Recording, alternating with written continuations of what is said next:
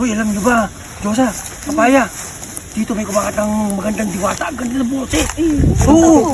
Alas tres nagpapakita yun. Oo. Punta natin. Ay, sakto. Alam mo, ang dahil pinapakitaan yun, nawawala ka daw sa sarili. Yan, alas tres na, oh. Talong minuto lang. Dito talaga, dito sa pwestong yun, dito.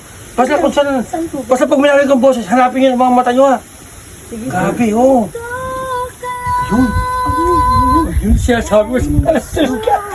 Hanapin nyo.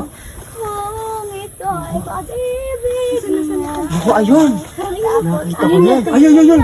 Ayun, naka-black ng diwata. Grabe. Oo. Ano ba yung Black Lady? Di ba po, ina pa po na sa TV, tsaka yung nasa libro, di ba sabi po, yung mga diwata, sexy, Oo. Ba't parang ang laki? taba.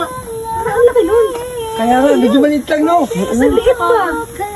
Pero, ang ganda ng boses, no? Uy, may isang usapan niyan. Pag narinig nyo yan, baka mawala ka sa sarili nyo. Eh? Oo. Kaya magiging ang ganda, oh. Ganda. Gandang Black Lady. Kaya, Diwata. Diwata yan. Inkantada sa mga ng Tagalog, inkantada. Siya nagbabantay dito. O, tara na, baka para sa kapatay. Tara na, kumain ka na. Nainkanto tayo! Nainkanto tayo!